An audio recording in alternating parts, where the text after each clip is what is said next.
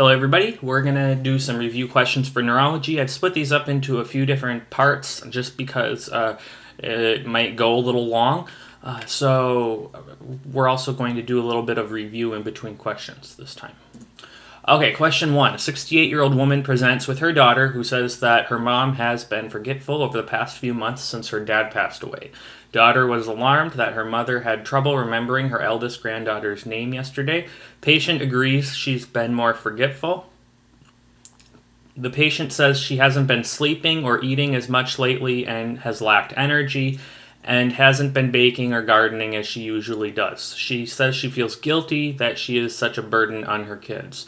Which of the following is the best next step in the management of this patient? A. Donepezil, B. Venlafaxine, C. Tacrine, D. Repeat MMSE in 3 months, or E. Referral to neurology. All right, and the answer here, you can pause it if you want. Answer here is B. Venlafaxine. So, this is a patient presenting with dementia-like symptoms, and it may indeed be dementia, it may indeed be the #1 cause of dementia, something that we can very well expect in a 68-year-old woman, which is Alzheimer's. However, there's a big elephant in the room here. This woman has depressive symptoms, and there's certainly a trigger for this depression.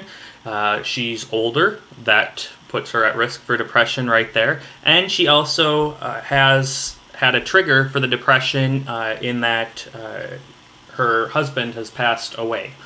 So that's one big thing right there that can complicate making a diagnosis of just regular old Alzheimer's or another kind of dementia.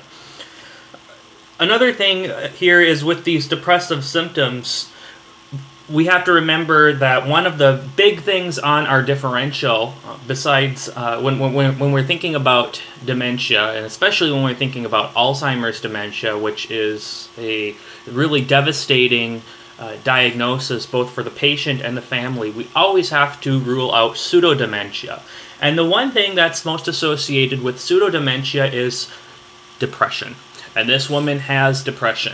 She does not necessarily, by this question, have major depressive disorder. However, she does fit the mold of depression in as much as she has 5 of the symptoms of depression. So remember our symptoms for depression: SIG-E CAPS is the mnemonic. Sleep disturbance, interest loss, guilt, energy loss, concentration loss, appetite change, psychomotor agitation, and suicidality. And she has had 5 of these. She hasn't been sleeping or eating as much. She lacks energy, hasn't been baking or gardening as she usually enjoys, and she feels guilty. So because she fits the criteria of depression, we need to treat the depression before we slap on the diagnosis of what it would otherwise be here, which would be Alzheimer's. And she may very well have Alzheimer's. We can't rule that out, but what we do have to do is we have to treat her depression first and then see if those symptoms of dementia go away.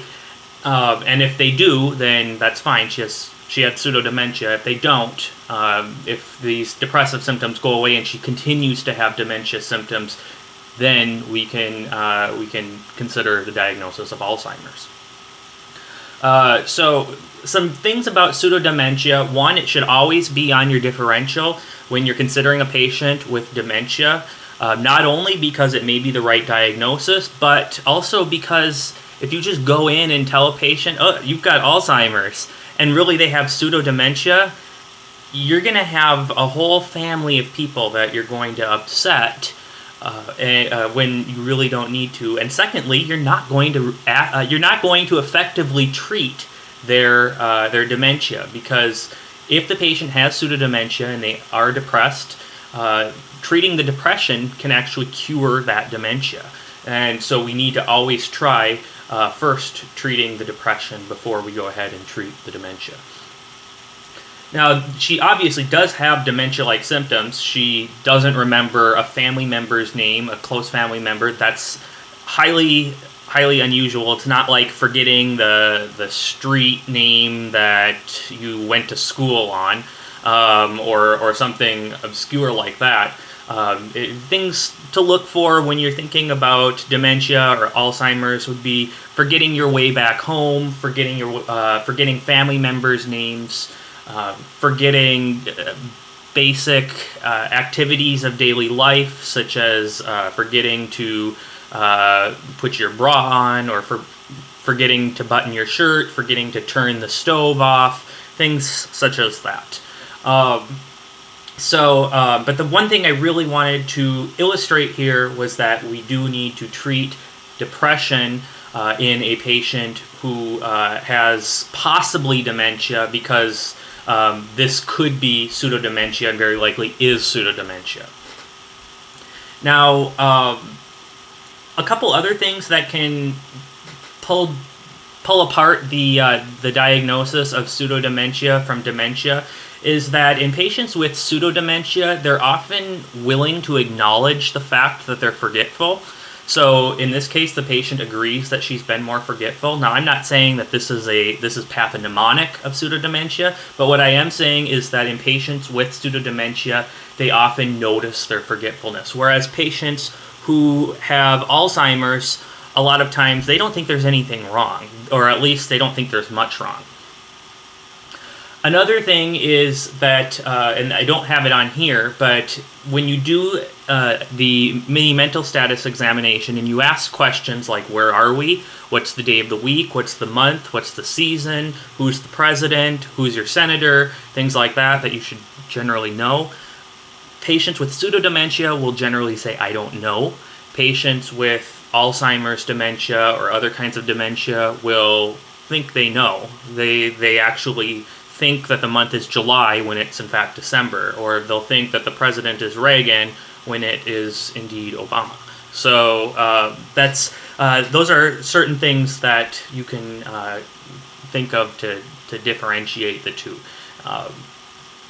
But in general, you should know the difference between dementia and pseudo-dementia, and that we need to treat the pseudo-dementia depressive symptoms.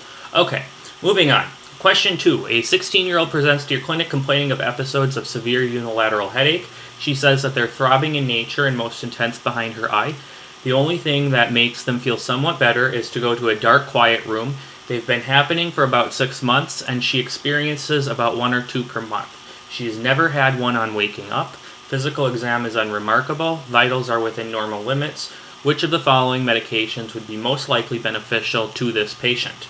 A. Amitriptyline. B. Valproic acid. C. Rizatriptan. D. Naproxen. Or E. Nifedipine. Alright. Headache patient. And I'll let you pause it here. And then the answer is C. Rizatriptan. So this is a patient with typical migraine headaches. And indeed, this is actually a patient with migraine headaches without an aura.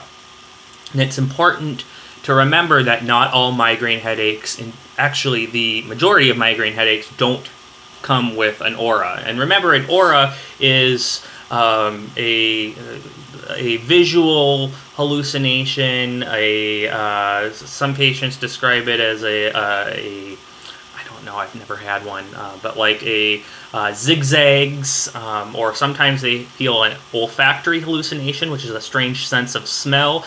Some patients describe a déjà vu, which is where they feel like they've been in the same place before. All of those kinds of phenomena can be described as aura, as if they precede the migraine. So some patients have an aura before a migraine headache, and that's very typical of migraine headaches, but the majority don't. So even if the patient doesn't describe an aura before their headache, it doesn't rule out migraine headache, and that's important to remember.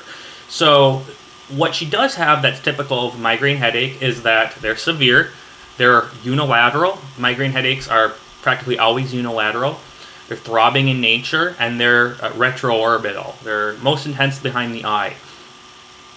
And then also, what we see with migraine headaches is that they're worsened by light and sound, and therefore improved by removing that stimulus. So the only thing that makes them feel somewhat better is to go to a dark, quiet room, as we see. And so that phenomenon is called photophobia and phonophobia. So just comparing the three major different types of headaches. Migraine headaches, as we've talked about, provoked by, they're made worse by bright lights and sounds. They're not necessarily caused by bright lights and sounds. They are made worse, and they're made better by removing those stimuli. The quality tends to be sharp, throbbing, pulsatile. Radiation, usually it's just in the same spot, but it tends to be supraorbital, retroorbital. Patients will describe it behind their eyes, and it's unilateral. The severity tends to be usually around 6 to 8. I've seen most patients describe them. However, severity is subjective. There's some patients who are kind of wimpy. Every pain is a 9 or a 10. That's usually men. Most women who've experienced childbirth usually know how to place things on the scale of 1 through 10. But as a man, I can say that. As far as time, migraine headaches tend to last hours to days. They can last minutes, but they tend to last on the frame of hours if they're not treated. The best therapy for migraines is triptans, and this is why the answer here is rizatriptan. Another acceptable answer would be sumatriptan as well. They're all fine. We often use topiramate to prevent migraines, but that is not an acceptable answer choice, and I should have made it an answer choice here, but I didn't. Topiramate would be a drug that we would use to prevent migraines, for prophylaxis, but it's not effective for a present migraine. It's not effective for getting rid of, aborting a migraine that's already there. Now, cluster headaches are similar to migraines. They're generally pretty random. They are described as stabbing or squeezing, which can be kind of similar to how migraines are described.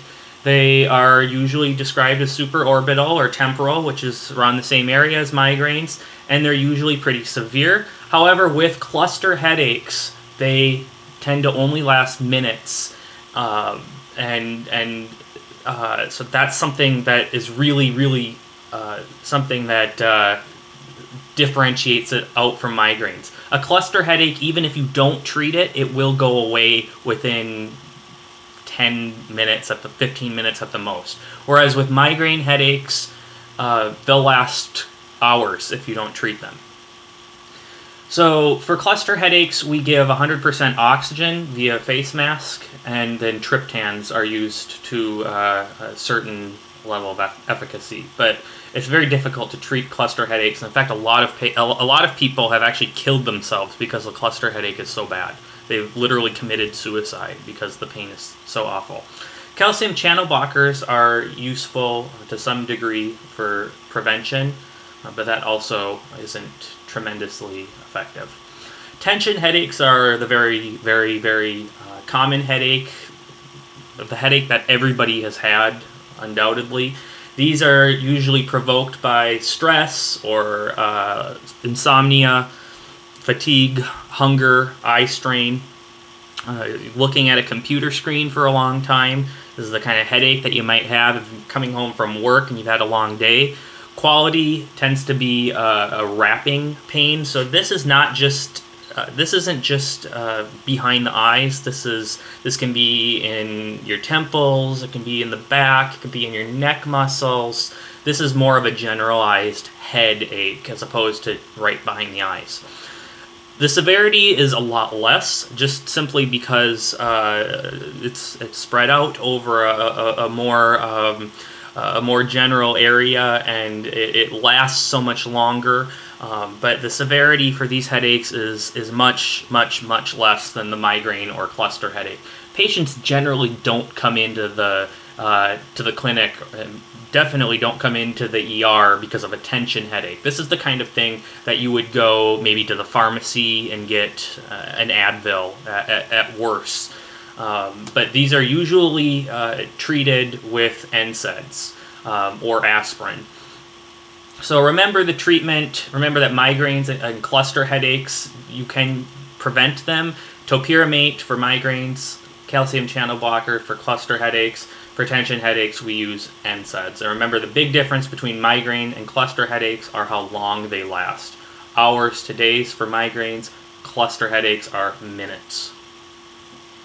Question 3. A 25-year-old male is brought to the ED via ambulance after he was discovered to have fallen and convulsed at his work as a restaurant server. Observers say that he's been convulsing for about 5 minutes. Which of the following is the best next step in the management of this patient? A. Diazepam, B. Phenobarbital, C. Start EKG, D. Transport to the hospital, or E. Watchful waiting. So this scenario, you have to imagine yourself as a first responder. But it's important because sometimes you can be the first responder at a hospital, and you do definitely need to know how we treat seizures from minute 0 to minute 30 and beyond. All right, so I'll let you pause it here if you want. And the answer here is diazepam. So for patients who are having seizures at 5 minutes, we always give benzodiazepines. So in this case, the patient's already been seizing for 5 minutes, but if you have a patient in the hospital who maybe is there for some other reason and they don't have IV access, then you should start getting that IV access ready, because you're probably going to need to give them benzodiazepines. You don't want to wait until 5 minutes and then get the IV access, because 2 reasons. 1, you need to give the benzodiazepines at 5 minutes, and 2, it's difficult to get IV access at when a patient is seizing. So you want to start these things immediately. So you want to make sure, of course, that you've got your ABCs checked out, assess the airway, supplemental oxygen, draw labs, and glucose if that's possible. Glucose is usually possible to get in an external setting, and that's important because of hypoglycemia. And hypoglycemia is a big cause of seizures. And it's if hypoglycemia is the cause, then giving glucose or dextrose is something that we really want to do, because we can reverse the seizure that way too. So always want to get glucose right away if a patient is seizing. And then, of course, like I mentioned, get IV access. So at 5 minutes, what you're going to do is give them their first round of IV benzodiazepines. Now, in this case, we assume we already have IV access, since the answer was IV diazepam. So we already had our IV access, and I suppose the best next step in the management could have been to check glucose, but out of those 5, of course, the answer is going to be to administer diazepam at 5 minutes. So we always want to administer a benzodiazepine at 5 minutes. That's the best way to get them out of their seizure. But we also, of course, do want to make sure that we have that glucose level, because if it is low, if it's below, I believe, 70, definitely if it's below 60, we're going to want to administer sugar. And what we're going to do is, if they have a glucose level that's below, I would say below 70, we're going to administer both dextrose and thiamine. And the reason that you give the thiamine is if they happen to be an alcoholic, you want to have that thiamine added on to the glucose. Anytime you give some kind of sugar like dextrose or glucose, you always want to be giving thiamine as well. Really, anything you put into their veins, you should be giving thiamine to them. So at 5 minutes, benzodiazepines plus sugars if necessary, and thiamine. And if you don't have the glucose level, if you can't obtain it for some reason, it's best to just err on the side of caution and give them D50 and thiamine. At 10 minutes, you're going to give them their second round of... Oh, I should also add, at 5 minutes, you can attach leads for EKG. You should also be continuously monitoring their vitals. Pulse oximetry and physical exam are useful too. The pulse oximetry can tell you if they're getting oxygenated, but you can also monitor that by watching them. At 10 minutes, you're going to continue monitoring them, and at that point you should give them their second round of IV benzos. You can also administer the anti-epileptic drug fosphenytoin. And fosphenytoin is the same drug as phenytoin, Dilantin. It's just in the IV form. At 15 minutes, you should definitely administer your IV fosphenytoin if you haven't already, and you should also prepare for intubation, since a lot of patients, once they hit 15 minutes, are going to need to be intubated. 15 minutes is the cutoff of when the patient is described as status epilepticus. So a lot of times we're going to need to intubate these patients, but we should at least be preparing at 15 minutes. So part of that preparation for intubation is going to include calling anesthesia and ICU, since they're part of the intubation grand scheme of things. Anesthesia is always good to have on hand if you're preparing for intubation, just because you never know when you're going to run into that patient who's difficult to intubate. So the anesthesiologists are the pros at intubation, and if you have a patient that's difficult to intubate, it's always nice to have your friendly anesthesiologist next to you to take over. At 20 minutes, you should administer IV phenobarbital. And phenobarbital is just a barbiturate. At this point, you're going to definitely need to intubate them, more than likely, and then you'll also want to start giving them IV fluids and insert a Foley catheter. And after 20 minutes, generally the anesthesiologist will make the call to give general anesthesia, rapid trach, and propofol or pentobarbital are generally what's given for anesthesia. This is only done by an anesthesiologist, though. So I think it's highly unlikely you'll run into this question on the USMLE, but it's good to know that an anesthesiologist can play a role in seizure management. Okay, what is the differential diagnosis for an acute seizure? So one thing that's always important to keep in mind, especially when you're on the wards, if you have a patient who has a seizure out of nowhere, is delirium tremens. So alcoholics are often patients in the hospital for one reason or another, and when you're in the hospital, you shouldn't have access to alcohol. Some patients do, but you shouldn't have access to alcohol. And acute cessation of alcohol, if you are an alcoholic, if you are really, really, really bad alcoholic, can cause delirium tremens. And that's something that we want to prevent, and we usually do that by giving the patient Librium. I can't remember the generic name right now, but Librium is a benzodiazepine, and it's used if we know that the patient's an alcoholic, so we give them that every day to prevent delirium tremens from coming on. Because certainly we're not going to be giving them, a beer or a cocktail while they're in the hospital. That wouldn't be professional or appropriate.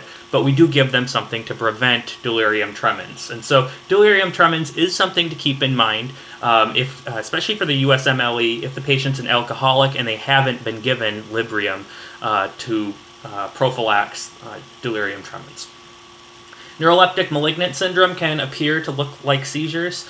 This is something to keep in mind if the patient is on antipsychotics, particularly the older antipsychotics, Haldol, for instance.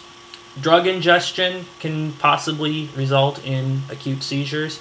And then, of course, pseudo-seizures is always something to keep in mind, but that doesn't excuse you from treating the patient as if they had a real seizure. It just falls under our differential of seizures. And then any cause of seizure, which I went over in the epilepsy slides. There's a lot of them. We're not going to talk about all of them here.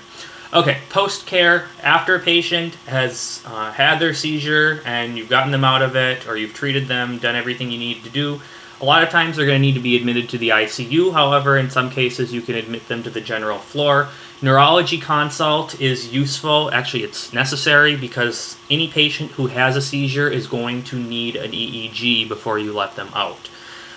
Physical exam, you should complete your physical exam and look for any kinds of complications from their seizures. Sometimes patients do have this post-ictal state known as Todd's paralysis. Todd's paralysis is simply a neurologic state after a seizure, and it can involve all sorts of things. They can have literally a paralysis or a weakness of a certain part of their body. They can have a sensory loss. They can forget how to speak.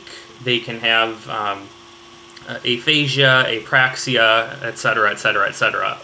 Any kind of neurologic complication under the sun it can be in Todd's paralysis. And that's just because of the seizure and some of the things it can do to your brain, but it is temporary. So that is something to watch out for, though. Okay, and then finally, a CT or MRI is always necessary if it's their first seizure. Why? We're looking for a tumor.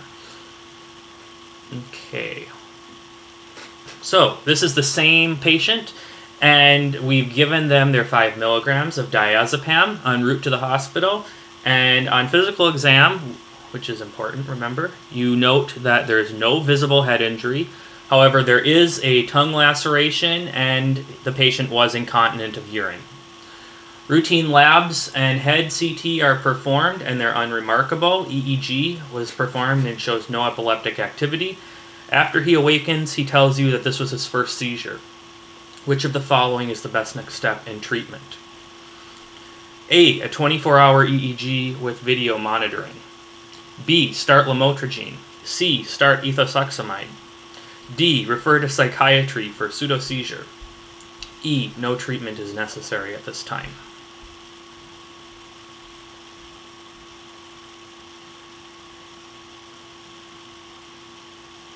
All right. And the answer here is E, no treatment is necessary at this time. So you should remember for the USMLE what the indications are for treatment of seizure, and if there are indications for, for treatment of epilepsy, and if there are indications for treatment, how you should treat them. So how are we treating epilepsy? Now, this patient does not necessarily have epilepsy. He had a seizure. Seizure is a symptom. Epilepsy is a condition. It's multiple seizures, repeated seizures due to an unknown cause. What do we do? Well, first of all, we want to make sure that this isn't due to some secondary cause. The most common secondary causes are tumor and metabolic causes, so that's why we did the CT and got the labs, which you should always do in a patient that has had a seizure. Always you're going to get a head CT, always you're going to get labs. Once you've ruled out secondary causes, the patient should be offered anti-epileptic drugs, except if it's the patient's first seizure. Okay, now this was the patient's first seizure, so we do not need to start anti-epileptic drugs. There is one exception to that exception. Okay, you're probably getting confused now. So we have an exception to starting anti-epileptic drugs after a seizure, and that would be if it's the patient's first seizure.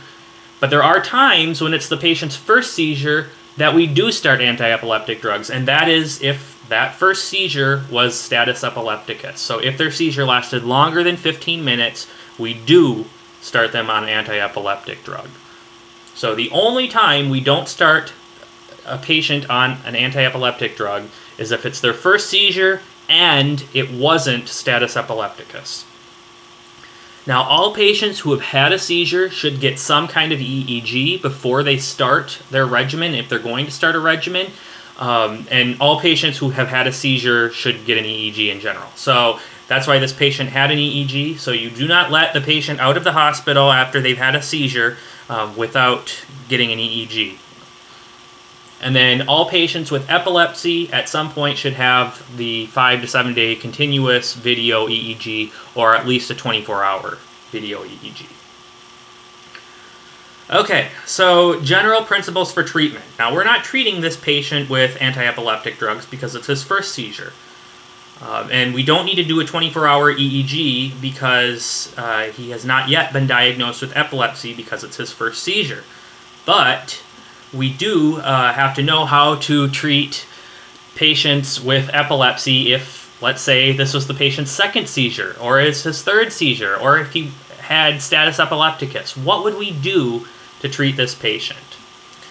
Some general principles for treating epilepsy. This is an art. It is not a science. There are lots and lots and lots of drugs. There's lots of debate. Epileptologists will disagree on these things, but there are some general principles that are worth knowing that you should know for the USMLE. First, ethosuximide is the drug of choice for absence seizures. That was certainly not what happened in this patient. Absence seizures tend to happen in little kids. They are these sort of spells where they stare off into space. Maybe there's some tongue smacking, some lip smacking, maybe a twitch or something like that. but the patient is unaware during the event. And they tend to happen quite often throughout the day if they have them. So they're easy to catch on EEG because they happen quite often. And so one thing you should remember from that, you don't need to know how to read EEGs for the USMLE, but one thing you have to know about EEGs is that in patients with absence seizures, when they're having an absence seizure, they have 3 Hertz, spike, and wave. 3 Hertz, spike, and wave. Associate that phrase with absence seizures, because that is something that the USMLE loves to throw at you. Okay, carbamazepine, oxcarbazepine, lamotrigine, topiramate are 4 of the most commonly used and brought up drugs on the USMLE that are used as first-line agents for simple or secondary generalized seizures, which is more than likely what this patient had, a secondary generalized seizure. But there are tons and tons of anti-epileptic drugs. I would say at least 16 or 17 that I know of. But these 4 are the ones that come up most commonly, so I would know these. So these are good first-line agents to use for simple or secondary generalized seizures. Valproate is generally the drug of choice for generalized epilepsy or unclassified epilepsy, but for the most part you can group valproate in with the rest of these. I can't imagine the USMLE asking you to decide between valproate and carbamazepine. So just know that ethosuximide is the drug of choice for absence seizures. If you don't have absence seizures, then you can use one of these other ones. But I would stick to one of these 4. They tend to be the most studied. But epileptologists like to use all sorts of drugs. Another just sort of rule of thumb, and this is just coming directly from me, so don't ask me to cite a study. I would say that I've seen epileptologists use lamotrigine and topiramate the most. They tend to have the broadest spectrum of action. And carbamazepine is used quite often too. Okay, question 5. A 61-year-old male presents to your clinic complaining of generalized weakness. He says that the weakness is worse on waking up and it improves throughout the day. He has a 70-pack-year smoking history, but he's otherwise healthy. Physical exam is notable for generalized weakness, including +2 out of 4 of the arms, +2 out of 4 of the legs, and vital signs are within normal limits. Which of the following is the best next step in the management of this patient? A. Chest CT, B. Head CT, C. Brain MRI, D. Edrophonium administration, or E. Electrolyte panel.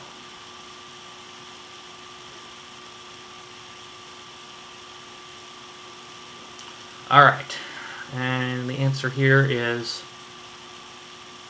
A, chest CT. So this is a patient who has generalized weakness, and it's worse on waking up, and it's been going on for some time. This isn't acute. So all of those things make us help us know that this is not stroke. Stroke tends to be unilateral. It tends to be acute.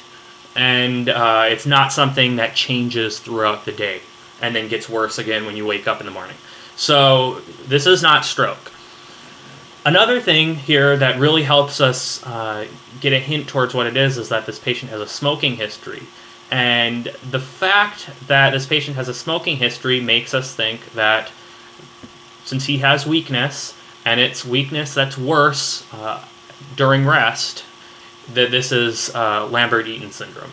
And Lambert-Eaton syndrome is one of 2 myasthenic syndromes, the other being myasthenia gravis, that cause weakness. And these 2 syndromes are good to know because they are very, very, very similar, but they are very, very different in both their pathophysiology and also in the symptomology. So I should say they're similar in where they occur. So if you're looking at it from a pathologist perspective or from a physiologist perspective, they're very similar. Myasthenia gravis and Lambert-Eaton syndrome both happen at the neuromuscular junction. Myasthenia gravis occurs because of anti-acetylcholine receptor antibodies. Lambert-Eaton syndrome happens because of anti-voltage gated calcium channel antibodies. So in that regard, they're very similar. The thing that's going to help you differentiate the 2 is that myasthenia gravis worsens with activity, and Lambert-Eaton syndrome improves with activity. So that's the big thing that's going to help you know between the two of these. Now, for diagnosis, to make the diagnosis of Lambert-Eaton syndrome, you need to have an anti-voltage gated calcium channel antibody titer. That is the gold standard for diagnosis. However, with this patient, we're not as concerned with the fact that he's got Lambert-Eaton syndrome. We're concerned with the fact that Lambert-Eaton syndrome is a paraneoplastic syndrome of small cell lung cancer. And so right away, our first thing to do is to make sure that this patient doesn't have lung cancer, which he probably does. So we're going to get a chest CT. That's going to be the very first thing we do. And if he does have a chest CT that shows cancer, then we can assume that he's got Lambert-Eaton syndrome because of the correlation between the two. However, if his chest CT happened to come back normal, no cancer, then we can get an anti-voltage gated calcium channel titer to check for Lambert-Eaton syndrome, because some patients have Lambert-Eaton syndrome and they don't have lung cancer. So I would only get the anti-voltage gated calcium channel titer if he's got symptoms of Lambert-Eaton syndrome and you've already checked his lungs and he's got no cancer. So the first thing you should do is get the CT for lung cancer. As far as myasthenia gravis, there's really it's not as associated like Lambert-Eaton syndrome with a specific type of cancer, but there is a correlation between myasthenia gravis and a thymoma. So the first thing you can do with myasthenia gravis is to get a chest x-ray that can rule out a thymoma. Another thing that is commonly done to diagnose myasthenia gravis is to administer edrophonium. Edrophonium blocks acetylcholinesterase, so it will increase the amount of acetylcholine and therefore competitively, reduce the competitive inhibition of these antibodies. So what do we do for treatment? For treatment, we're going to treat the underlying cause if there is one, but then after that, essentially the treatment is the same, because what we're looking to do is we're looking to increase the acetylcholine at the neuromuscular junction.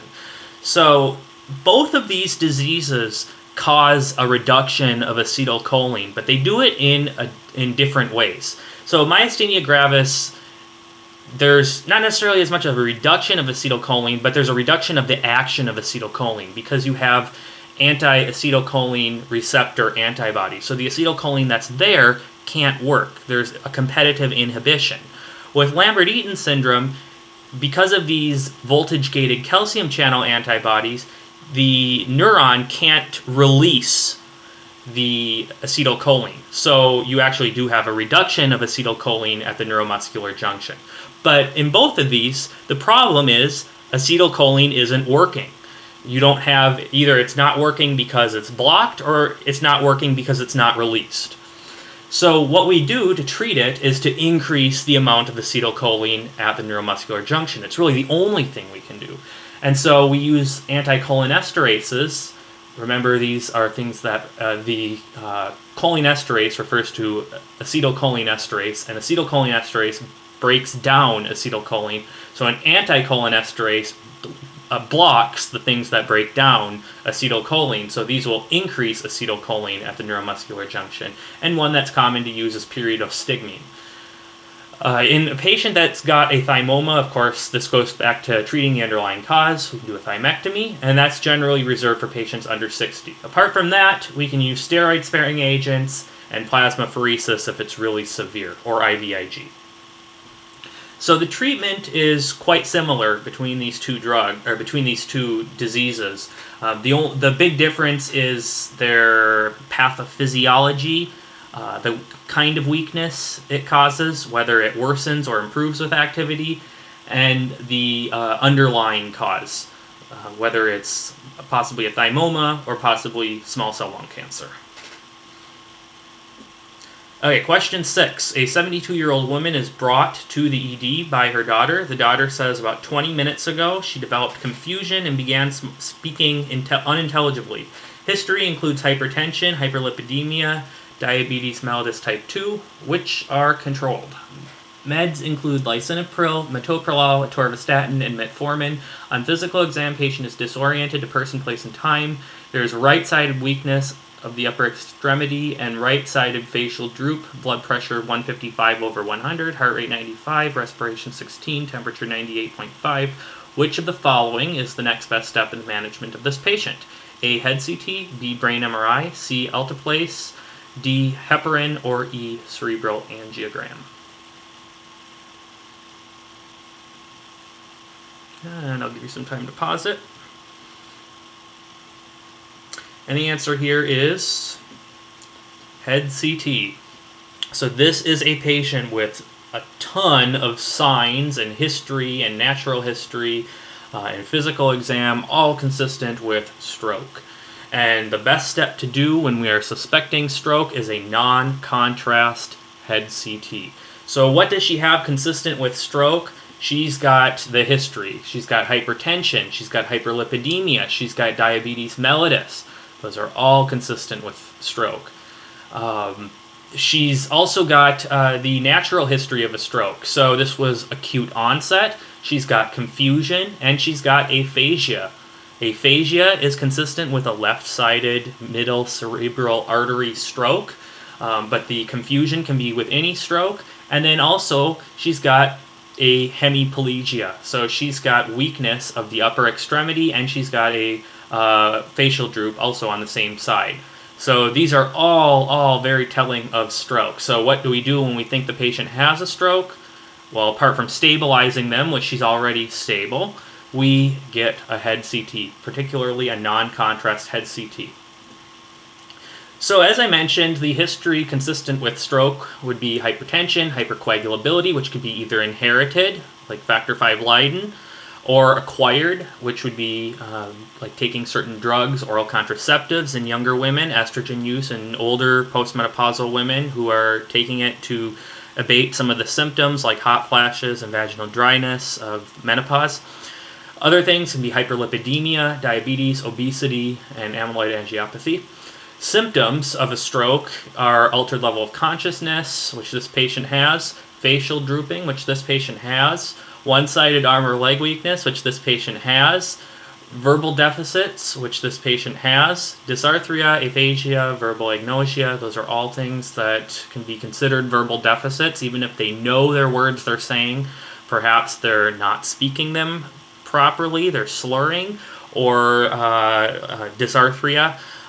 Or they may not understand the words. So verbal agnosia, they may be able to speak, but they don't know what you're saying. Or, of course, aphasia. I'm sorry for all these spelling problems on here. I didn't have a stroke when I was writing this, I assure you. Aphasia, I just typed too fast. And then gait disturbances, and that's usually more consistent with like a cerebellar infarct.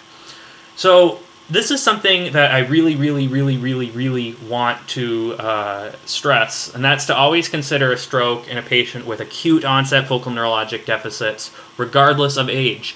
I have had patients, personally, more than one, who have been teenagers that have had strokes. Why? Probably because of hypercoagulability.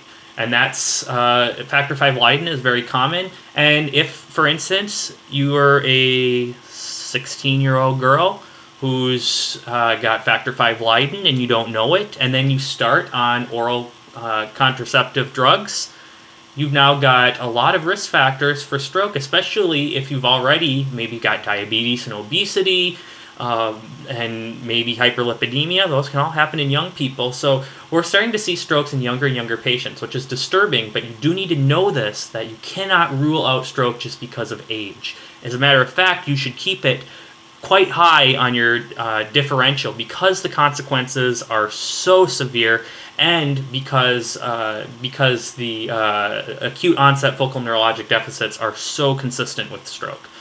For diagnosis, the initial diagnostic step is always going to be a non-contrast CT. And this is always going to be done to differentiate between ischemic and hemorrhagic stroke. So that's mainly why we're doing this. Not only is it to diagnose the stroke, but it's really also to differentiate between whether or not this is the ischemic type of stroke or the hemorrhagic type of stroke. 90% of strokes are ischemic, but there are 10% that are hemorrhagic, like patients with Barry aneurysms, patients with severe hypertension. Those can cause hemorrhagic strokes.